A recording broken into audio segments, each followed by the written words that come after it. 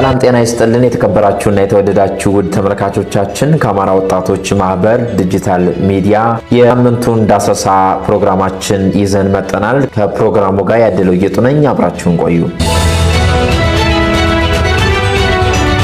የባሶ ሊበን ወረዳ ወጣቶች ማህበር የአረፋ በዓል ምክንያት በማድረግ የማዕድ ማጋራት መርሃ ግብር አካሂዷል። ባህር ዳር በሁሉም ክፍለ ከተማ የአረፋ በዓል ምክንያት በማድረግ 550 ለሚሆኑ የህብረተሰብ ክፍሎች የማዕድ ማጋራት ፕሮግራም ተከናውኗል። ወደ መጀመሪያው ፕሮግራማችን ስናልፍ የባሶ ሊበን ወረዳ ወጣቶች ማህበር ከአጋር አካላት ጋር በመተባበር 1447ኛውን የኢድ አልአድሃ አረፋ በዓል ምክንያት በማድረግ በኢኮኖሚ አቅማቸው ዝቅተኛ ለሆኑ የማህበረሰብ ክፍሎች የማዕድ ማጋራት መርሃ ግብር ተከናውኗል። በበዓል ባካሄደው በዚህ የበጎ አድራጎት መርሃ ግብር 4 ወንዶችና 9 ሴቶች በድምሩ ለ13 በረከት የሚሹ የማህበረሰብ ክፍሎች ድጋፍ ማድረግ ተችሏል።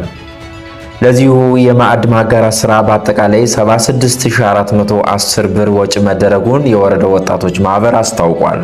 የማህበሩ ተወካዮች በሰጡት መግለጫ መርሃ ግብሩ በዓሉን አስመልክቶ እርስ በእርስ በመረዳዳትና በመደጋገፍ እሴትን ለማሳደግ ታስቦ የተዘጋጀ መሆኑን ገልጸው ለዚህ በጎ ተግባር መሳካት አስተዋጽኦ ላበረከቱ አጋር አካላት ሙሉ ምስጋና አቅርበዋል። ድጋፍ የተደረገላቸው የወረዳው ነዋሪዎች በበኩላቸው በዓሉን በደስታና በሰላም ለማሳለፍ የተደረገላቸውን ድጋፍ ትልቅ እገዛ እንዳደረገላቸው ገልጸው ወጣቶቹና አጋር አካላቱ ላሳያቸው ክብርና ደግነት ምርቃታቸውንና ምስጋናቸውን አቅርበዋል።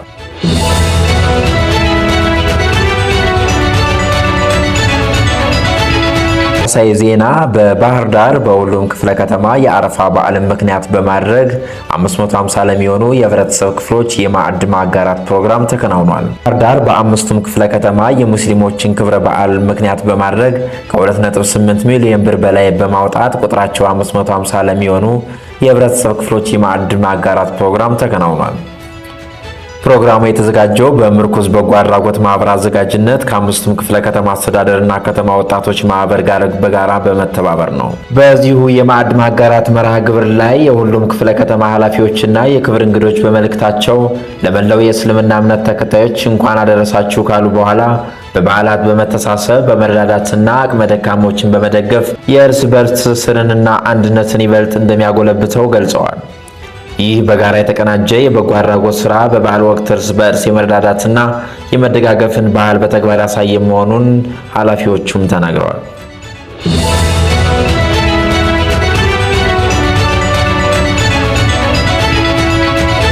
የተከበራችሁ ተመልካቾቻችን ፕሮግራማችን ይህን ይመስል ነበር። ከፕሮግራሙ ጋር ያደለው ጌጡ ነበርኩ። በቀጣይ ሳምንት በአዲስ በሌላ ፕሮግራም እስከምንገናኝ ሰናይ ሳምንት ይሁንላችሁ።